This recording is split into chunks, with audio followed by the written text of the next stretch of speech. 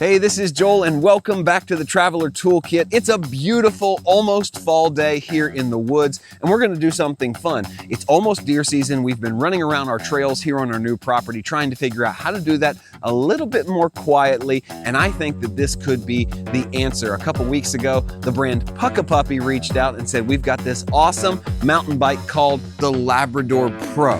Get it? Puckipuppy. All their bikes are named after dogs, and this thing is a full suspension beast. So I said, heck yeah, send one over. We will test it out. So thanks to Puckipuppy for sending over this bike. It is donned in camo, ready for the woods, and today we're gonna put it to the test. So stick around, you don't wanna miss a thing.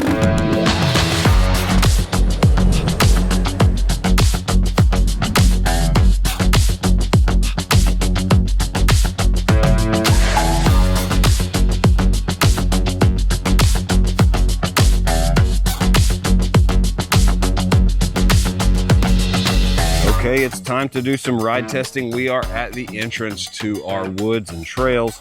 We're gonna hop on here and give this thing a shot. I'm gonna set this up to, let's call it pedal assist 3 for now.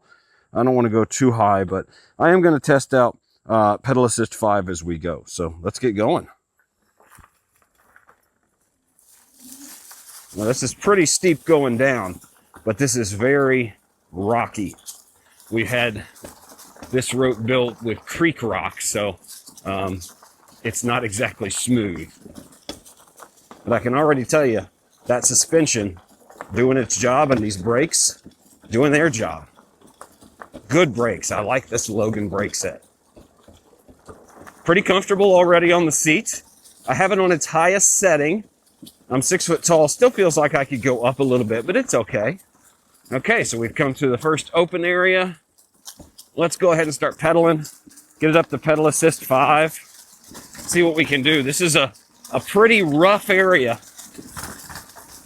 But yeah, it's handling it really well, nice and smooth.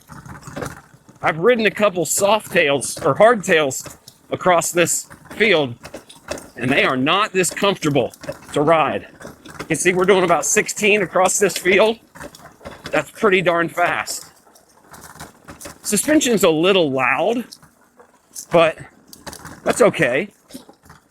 It's doing its job. It is hard to shift while you're moving to a different level of suspension. I'm gonna shift down to like gear 4, getting ready to cross a creek here. This is really soft ground, so you just have to watch it. There we go. Creek crossing, no problem. A little help going up this hill from, yeah, I'm in pedal assist 3. No problem. To second field here. Yeah, if I just reach down and give it a little throttle with my left hand up hills, that does help. And then pedal assist 3 is a really nice place to be. We're cruising across a very tough hill in like 12 miles an hour, 13. Nice and smooth. I do feel a little sloped forward. I mean, this is more of a mountain bike, so you are going to feel that a little bit more, but it's not uncomfortable. You have to watch going too fast back here for holes, but we're cruising. It's a very comfortable ride on very rough terrain. I mean, this is about as rough as it gets. It used to be a crop field, so it's got ruts everywhere. Shifts nice. It's a Shimano shifter, so I would expect nothing less. And if anything, I got to keep my speed down. I just get too fast on these. Going back down through the creek here. Yeah. Handles the creek, no problem. Up this little hill. This is soft ground, so you got to be careful you don't fall over. But yeah, look at how easy it is. And again, we're in the wide open. I can kind of shift up here, get up to like, yeah, 17, 18. That's really fast on this hill or on this field because it's rough. I've tried that in other bikes. It did not go well. I got my brains shaken up. All right, so we're gonna go back up this hill. This is a pretty good climb, so let's see how she does on the climb. I have no doubts. I'm geared down. I'm all the way down in 3rd gear. Oh my gosh, pedal assist 5. I can gear up. Yeah, we're just flying up this hill. That's no problem at all. I love it. All right. Well, when we get to the top of this hill, we'll get on the straight stretch of the drive and we'll do some speed testing to see how quickly we can get up to 20, 22 miles an hour. If you're enjoying this video, don't forget to leave me a thumbs up. That really does help the channel. And if you're new around here, don't forget to subscribe because we put out new videos about camping, RVing, and the outdoors just like this every single week. And if you're interested in checking out the Labrador Pro for yourself, I will leave a link in the description below along with an exclusive code just for my viewers for $50 off your purchase. We got this driveway ahead of us. Put it on pedal assist 5 and just see how quickly we can get to about 20 miles an hour. So here we go. Oh wow, I didn't even have to shift. Look at how fast this goes. And there it is, 20 miles an hour right there. Pedal assist 5, we are cruising. Man, that is so fast, topped out at like 25, 26 miles an hour. Woo, pretty fast. Same thing on a blacktop road. It just cruises. Look at that. We're going like 25 miles an hour, like nothing. Top speed, top gear. Yeah, I'm topping out at like 26, 27, and it feels really smooth on the road. I got one more gear left to shift, but yeah, it rolls really nicely down the road. I can't complain. Pretty flat. We'll turn around here and come back up this hill. I should also say, it does have a pretty good turning radius. I mean, I've tried this several times on the trail. It's got a nice little radius there. See it? You can kind of see the way these handlebars handle. Pretty nice. Let's go back up the hill here. I'm not even shifting. I'm in the top gear, pedal assist 5. I could maybe shift down 1 to help. Yeah, we're rolling at 16 miles an hour. Going up this little hill. It's just so effortless when you've been on the trails and you get on the road. It's just like a different world, how easy this is. And you can run, yeah, 24, 25, 26, 27, 28, 29, pretty much 30 miles an hour. Shift down here. And it just goes through the gears really nicely. It's easy. This is not a smooth gravel driveway. We can go across the hump here, ride on that for a while. It's just really smooth. It's an impressive ride. Powerful motor, shifts nice, brakes nice. Yeah, see that? Very responsive braking. I really enjoy the experience riding this thing, whether it's in the trails or on the road.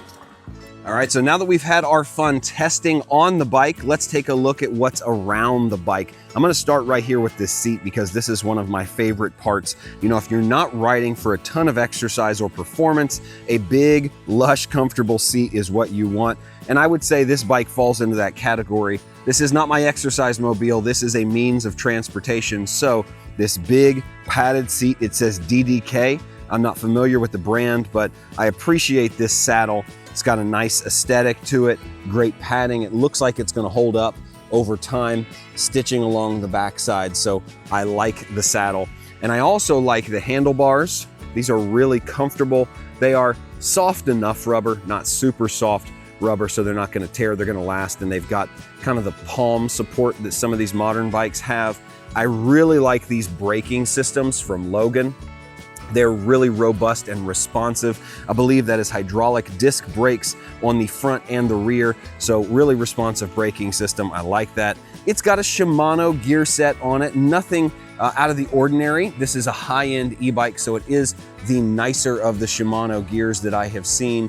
Got a big cassette on the back, and then like I said earlier, this is the throttle here on the left. I wish this was over here like it is on every other e-bike I've tested, but it is on the left. I know they probably ran out of room over here, but it's on the left next to the controls. This is your power button, the up and down arrow, and then your light button here. We'll see if we can take a look at this in the sun here. If I come around and block it out with my shadow, let's hold the power button right here, and we will get our screen to slowly turn on. There you see it, hello.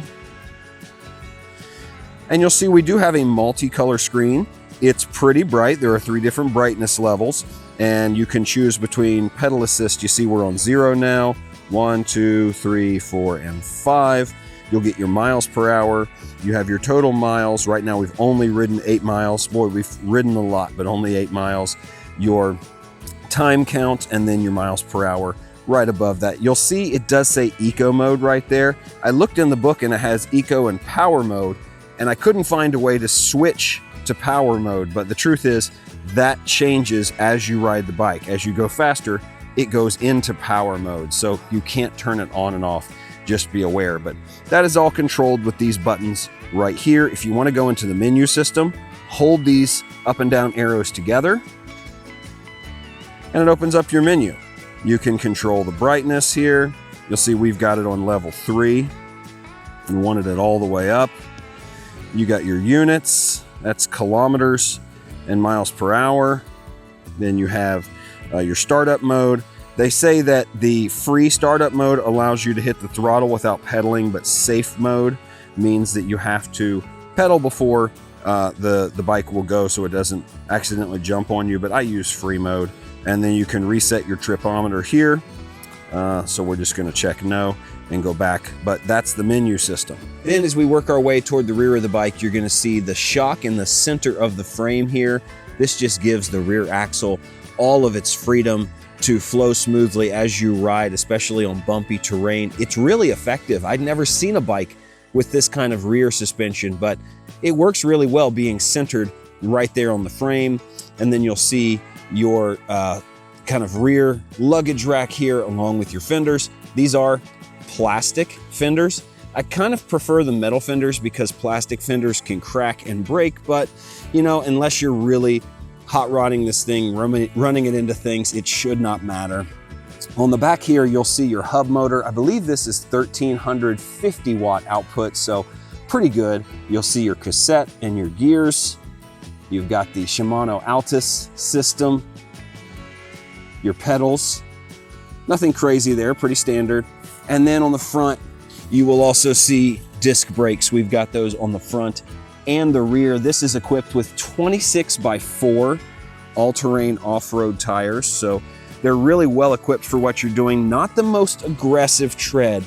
It's a little scarce on the tread, I will say. I've seen some that are a little worse than this and some that are better, so I would like to see a little bit more tread on a tire on a bike that's meant to be off-road like this one.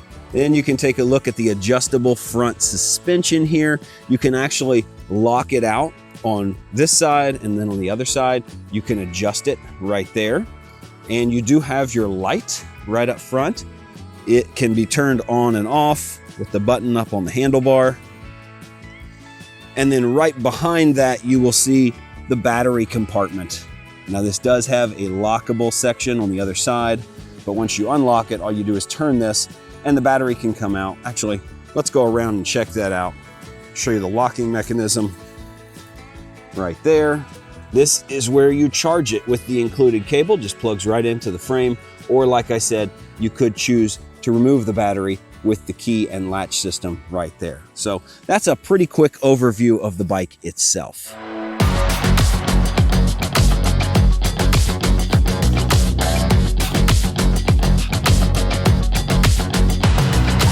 My honest feedback is that overall, this is a great bike. It is a pleasure to ride. I had to do some tuning on the suspension to get it just right, but that suspension system is probably the most impressive one I have tested all summer. We've done a lot of hardtails, very few soft tails, and this is kind of a cutting edge soft tail because the spring is right there in the middle of the body. That's the shock absorber, and that's what gives you that ride. You do hear some clunking along the way, but it's really a comfortable ride. I like the seat. I like the handlebars. I just like the way it operates. The only thing I wish was different was that throttle on the left-hand side.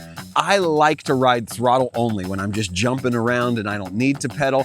This makes it almost impossible because my dexterity with my left hand is not great, and I have grown accustomed to throttle on the right like every other mountain bike and electric bike I've ever used. So this is the only one I've ever seen with throttle on the left. I'm gonna see if I can somehow switch that, but that's a real heartbreaker for me because other than that, it is a fantastic bike. It's got a great light on the front, got a cargo carrier on the back, and it has enough capacity for me to take some things out on the trail with me, whether I'm going out to a tree stand or just running around our property checking on things. So if you are interested in the Labrador Pro, I'll leave a link in the description down below along with the code for $50 off your purchase just for my viewers. Thank you so much for watching. This is the Traveler Toolkit. My name is Joel, and I'll see you in the next video.